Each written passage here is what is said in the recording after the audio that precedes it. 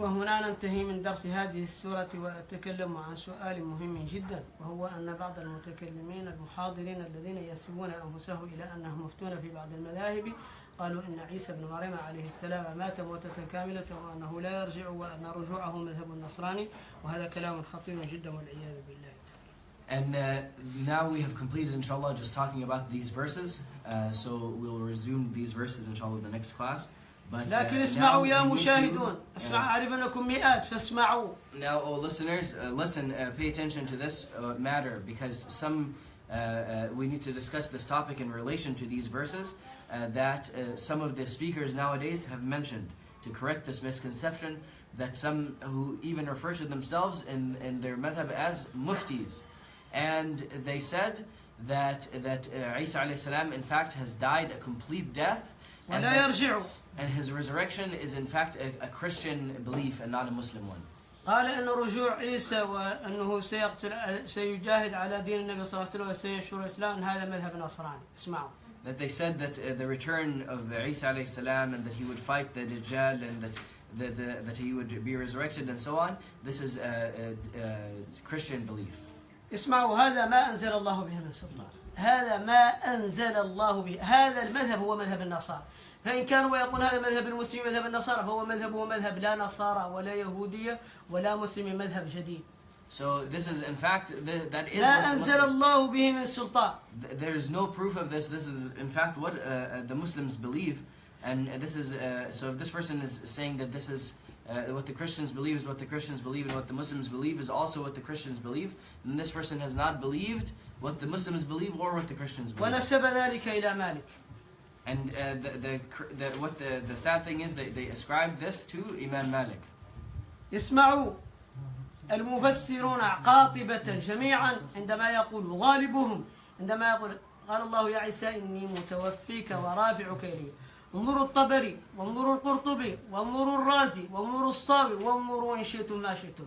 إني متوفيك ورافعك إلي. قالنا في الآية تفسيران، إما أن يكون رافعك فهو على التقديم والتأخير لأن الواو لا تفيد الترتيب، إن رافعك ومتوفيك بعد هذا، وهذا هو الذي يناسب الآيات، لأن الله تعالى قال لنبيه صلى الله عليه وسلم وأنزلنا إليك الذكر لتبين للناس ما نزل إليهم ولعلهم يتفكرون. والله تعالى والنبي صلى الله عليه وسلم في حديث البخاري ومسلم قال كيف بكم إذا نزل فيكم ابن مريم وإمامكم منكم. وجاء في حديث مسلم أن عيسى ينزل عند المنارة الشرقية في سوريا. وجاء في ألف حديث، والإمام القرطبي ذكر في التذكرة ما لا يحصى من الأدلة. فهذه أدلة كثيرة لا نحتاج إليها. قالوا على التقديم والتأخير والواو لا تفيد التقديم ولا التأخير، هذا اشتراك فقط في التوفي، ان الله تعالى وليتولى التوفي، ان النصارى كما قال تعالى وما قتلوه وما صلبوه ان الذي يتوفاه الله بنفسه سبحانه وجل جلاله، ان النصارى ما قتلوه، هذا تصديق للآية الأخرى ان النصارى لم يقتلوه، اني متوفيك انا هو الذي اتوفاك، لكن كيفية التوفي سكت العلماء عنها. So then this verse where Allah subhanahu wa ta'ala says that I will إني متوفيك, that I will deliver you, and I will a word that can be translated to that I will cause you to die. Take into consideration that the verse does not say على التقديم والتأخير إني رافعك إلي ومتوفيك. The way that it is mentioned, that it is mentioned in a way that it is not indicating any particular order. That Allah subhanahu wa ta'ala is the one, Allah says, and I will cause you to die and I will raise you to me. It doesn't, it is used. من أهل عصمة كما قال في الآية وما قتلوه وما صلبوه. أخبر الله تعالى أنه هو الذي سيميته بنفسه. But Allah subhanahu wa ta'ala has clarified that when Allah is saying that in a different verse that وما قتلوه وما صلبوه, that they did not kill him nor did they crucify him. ولكن شبه لهم. But it was made to appear that way for them. فالآية على التقديم والتأخير والواو لا تفيد التقديم ولا التأخير، الاشتراك فقط. So then this verse is إني رافعك ابتداء. Allah subhanahu wa ta'ala is the one who is doing these two things. It is not mentioned. معناها رافعك ابتداء ومتوفيك أنا بنفسي. It is not saying that this is the order in which those things happen. When in reality, this verse means that Allah subhanahu wa ta'ala will, I will ascend you, and I will ascend you to me, and I will also cause you to die, meaning later on. نعم. فالواو تفيد الاشتراك كما نقول جاء زيد وعمر.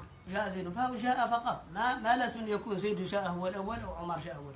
هذا اشتراك في المجيء. So this and that is the type of and that is the type of wa that is being used here means that these two things are both things that are being done, not necessarily in a particular order, as in the statement that Zayd and الاشتراك فقط، الاشتراك في الرفع والتوفي من الله تعالى لا من اليهودي. Meaning that both of these things are from Allah subhanahu wa ta'ala, not that one is in a particular order, such as the statement that one would say that Zayd and Umar came. ما يلزم منه الترتيب. It doesn't mean that Zayd is the one who came first and then Umar came in second. So it does not indicate هذا لا يفيدها في لغة العرب. In any way does it indicate an order of those. ولكن كما قال الشيخ مختار بن بونا رحمه الله تعالى: ورب كفر ناشئ مسبب عن جهل شخص بلسان العرب. كثير من الكفر ناشئ الآن بجهل الناس بلغة العرب. So then, as it was mentioned, that a lot of the disbelief that is occurring today is from people's ignorance from the Arabic language.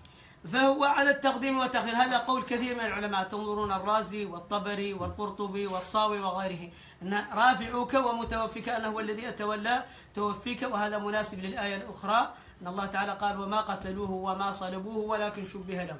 فالله تعالى أخبر أن كيفية الموت منه تعالى، ولكن ما أخبر متى ومتى ستكون ولا أنها وقعت وما وقعت.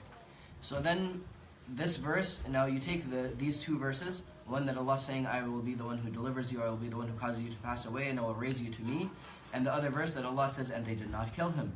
And you put these together, it is clear to understand that they did not kill Isa alayhi salam, but rather Allah subhanahu wa ta'ala is informing us that once Isa alayhi salam passes away, it will be Allah subhanahu wa ta'ala who is causing him to pass away, and that he will not be killed, and then also Allah subhanahu wa ta'ala is referring to Isa alayhi salam's ascension. So there's no order that is being given in that verse. وهذا هو اللي يوافق الأحاديث. فالنبي صلى الله عليه وسلم كما في حديث البخاري ومسلم قال: كيف بكم إذا نزل فيكم ابن مريم وإمامكم منكم، يعني المهدي، إذا نزل فيكم ابن مريم وإمامكم منكم.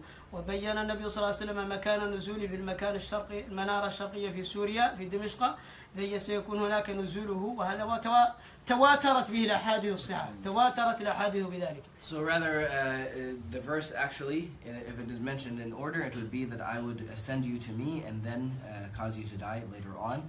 And then also there are several hadiths that where the Prophet ﷺ mentions the resurrection of Isa alayhi salam, that he would say that how would your state be in that state where you have your Imam amongst you and Isa alayhi salam descends. And the Imam Hadith al-Bukhari wa Muslim. Hadith al-Bukhari and Muslim, where it is mentioning the Imam meaning the Mahdi and the descending of Isa alayhi salam. في حديث مسلم أن ذلك في المنارة الشرقية في سوريا. And it clarifies further in the Hadith in Muslim that the descending of Isa alayhi salam, once again the resurrection, the re-descending of Isa alayhi salam would be not a resurrection, forgive me, would be in Syria, in a particular minaret in the southeastern minaret. فهذا هو تبيين النبي صلى الله عليه وسلم، لأن الله تعالى قال لنبيه صلى الله عليه وسلم: وأنزلنا إليك الذكر لتبين للناس ما نزل.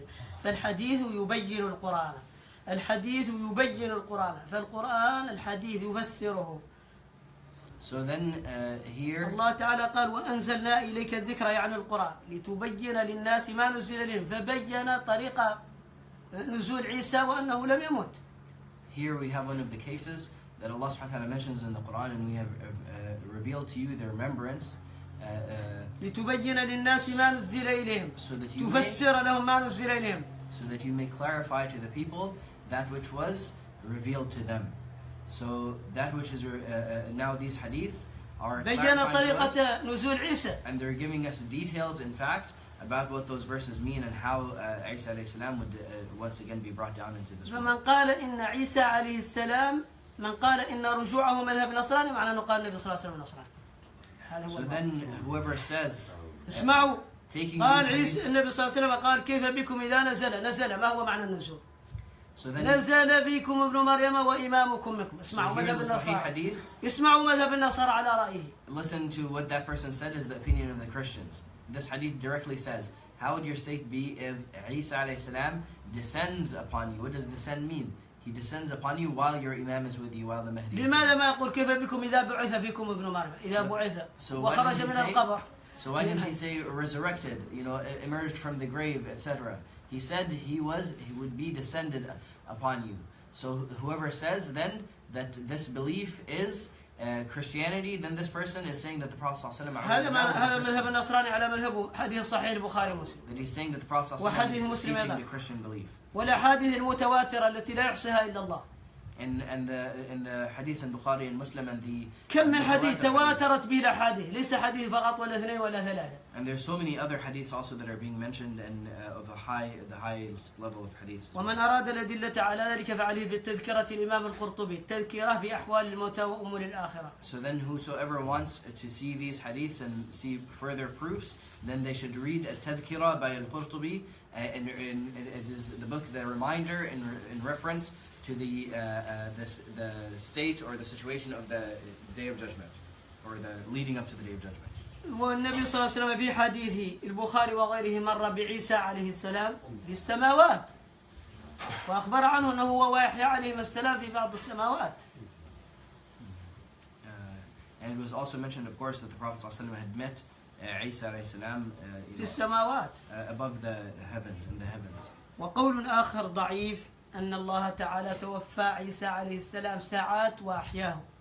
If there is a weak narration or a weak statement, opinion that Allah subhanahu wa ta'ala had caused Isa alayhi salam to die for a few moments or a few minutes or a short period of لوقت time, قليل وأحياه. and then resurrected him after that. لكن إنكار الرفع خطير. الله تعالى قال إني متوفيك ورافعك إلي.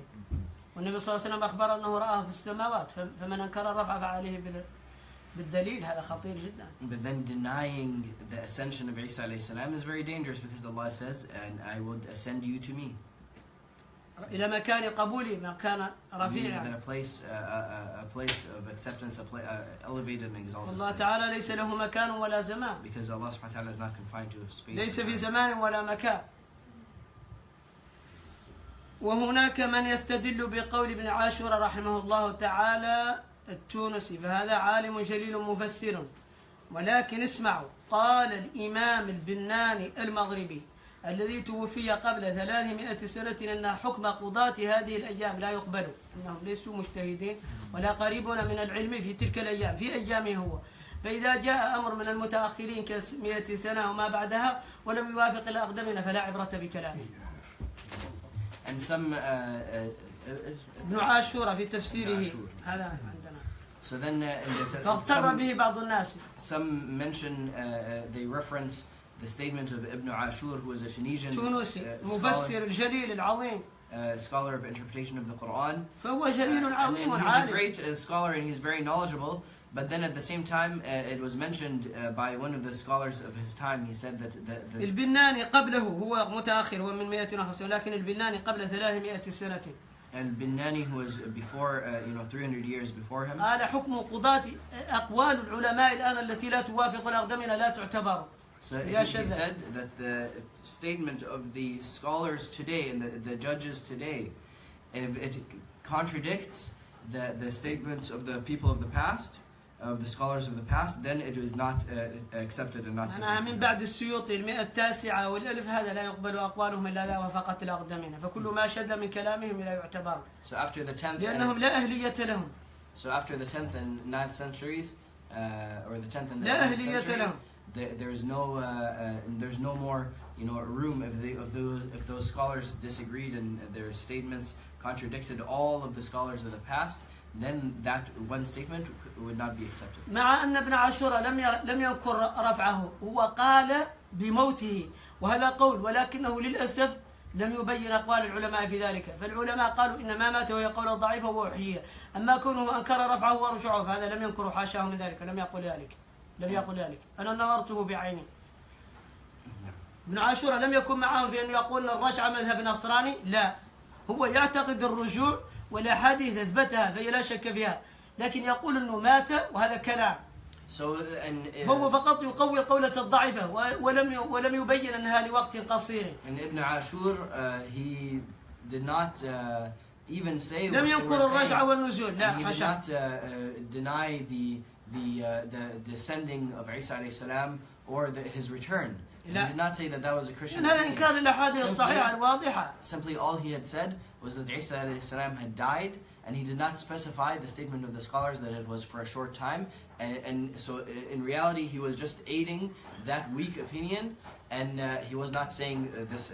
ولكن لم يكن حاشاه مع هذه الفرقة الضالة. لم يكن مع هذه الفرقة الضالة. And he was not with this misguided sect that is saying these things. رجوع عيسى تواترت به الأحاديث الصحيحة والمتواترات لا يمكن ردها. And this is the return of Isa alayhi salam is something that is so widespread. It is at the level of tawatur, which is something that is impermissible to reject in Islam. قال بعض العلماء رجوعه للأرض مثل الشمس مثل ظهور الشمس ما يحتاج إلى هذا. The scholars have mentioned already that his return to نزوله للأرض مثل الشمس كما تظهر الشمس هذا شيء واضح. that his return, his descending back to this earth, is something that is as clear as the أوضح sun. من شمس النهار. Is clearer than the sun during the day. وأقول قولي هذا وأستغفر الله لي ولكم سبحان ربك رب العزة عما يصفون والسلام على المرسلين والحمد لله رب العالمين. ربنا لا تزغ قلوبنا بعد إذ هديتنا وهب لنا من لدنك رحمة إنك أنت الوهاب. ربنا لا تزغ قلوبنا بعد إذ هديتنا وهب لنا من لدنك رحمة إنك أنت الوهاب. ربنا لا تزغ قلوبنا بعد إذ هديتنا وهب لنا من لدنك رحمة إنك أنت الوهاب. ربنا هب لنا من أزواجنا وذرياتنا قرة أعين واجعلنا للمتقين إماما. ربنا هب لنا من أزواجنا وذرياتنا قرة أعين واجعلنا للمتقين إماما. ربنا هب لنا من أزواجنا وذرياتنا قرة أعين واجعلنا للمتقين إماما. ربنا آتنا من لدنك رحمة وهيئ لنا من أمرنا رشدا. ربنا آتنا من لدنك رحمة وهيئ لنا من أمرنا رشدا. ربنا آتنا من لدنك رحمة وهيئ لنا من أمرنا رشدا. ربنا اغفر لنا ذنوبنا وإسرافنا في أمرنا وثبت أقدامنا وانصرنا على القوم الكافرين. ربنا اغفر لنا ذنوبنا وإسرافنا في أمرنا وثبت أقدامنا وانصرنا على القوم الكافرين. ربنا اغفر لنا ذنوبنا وإسرافنا في أمرنا وثبت أقدامنا وانصرنا على القوم الكافرين. اللهم لا تدع لنا ذنبا إلا غفرته ولا هما إلا فرجته ولا ضالا إلا هديته ولا مريضا إلا شفيته ولا جاهلا إلا علمته ولا عزبا إلا زوجته ولا فقيرا إلا أغنيته ولا غائبا إلا حفظته ولا حاجة من حوائج الدنيا والآخرة لك رضا لنا بها صلاح إلا قضيتها يا أرحم الراحمين يا أرحم الراحمين. يا ذا الجلال والإكرام أسألك يا ذا الجلال والإكرام أن تستجيب لنا دعوتنا وأن تعطينا رغبتنا وأن تغنينا عمن أغنيته عنا من خلقك. اللهم أصلح لي ديني الذي هو عصمة أمري وأصلح لي دنياي التي فيها معاشي وأصلح لي آخرتي التي إليها منقلبي. اللهم ألف على الخير بين قلوبنا وأصلح ذات بيننا واهدنا سبل السلام ونجنا من الظلمات إلى النور وجنبنا الفواحش والفتن ما ظهر منها وما بطن وجنبنا الفواحش والفتن ما ظهر منها وما بطن وجنبنا الفواحش والفتن ما ظهر منها وما بطن. اللهم أعز الإسلام والمسلمين وأذل الشرك والمشركين ودمر اللهم أعداء الدين وانصرنا على القوم الظالمين. اللهم أعز الإسلام والمسلمين وأذل الشرك والمشركين ودمر اللهم أعداء الدين وانصرنا على القوم الظالمين. اللهم أعز الإسلام والمسلمين وأذل الشرك والمشركين ودمر اللهم أعداء الدين وانصرنا على القوم الظالمين. اللهم صل صلاة تامة وسلم سلاما تاما على نبي تفرج به الكرب وتزال به الهموم وتدرك به الرغائب وتقضى به الحوائج وتنال به الآمال وسلم عليه وعلى آله وصحبه كل واحد ونسمع عدد كل معلوم لك. اللهم صل وسلم وبارك على سيدنا محمد طب القلوب ودوائها وعافية الأبدان وشفائها ونور الأبصار وضيائها وعلى آله وصحبه وسلم كل حتى نسمع عدد كل معلوم لك. اللهم صل وسلم وبارك على سيدنا محمد وعلى آل سيدنا محمد صلاة تنجينا بها من جميع الأهوال والآفات وتقضي لنا بها جميع الحاجات وتطهرنا بها من جميع السيئات وترفعنا بها عندك على الدرجات وتبلغنا بها الصلايات من جميع الخيرات في الحياة وبعد الممات إنك على كل شيء قدير. اللهم صل على سيدنا محمد النبي الأمي وأزواجه أمهات المؤمنين وذريته ولبيته كما صليت على إبراهيم إنك حميد مجيد. سبحان ربك رب العزة عما يصفون والسلام على المرسلين والحمد لله رب العالمين.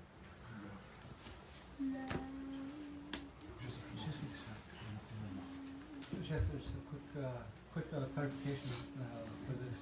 So the people also said that if Isa alayhi salam was going to come down, there's going to be a worldwide event, and everybody's going to see this, then there is going to be no test of faith. It's going to be keep on. There's going to be like a kind of like a miracle where people would have to bear witness to that. So what do the scholars say for that type of? وسيحكم في الأرض عدلا.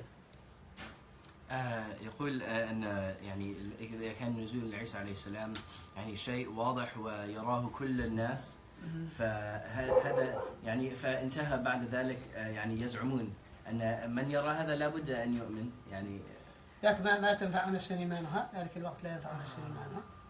لا ينفع نفسا، وما يأتي بعض آيات ربك لا ينفع نفسا إيمانها لم تكن آمنت. As Allah subhanahu wa ta'ala mentions in the Quran, والله تعالى قال ما في نصراني بدأ يؤمن بموسى عيسى عليه السلام، وإن من أهل الكتاب إلا لا يؤمنن به قبل موته لكن ذلك لا يفيدهم.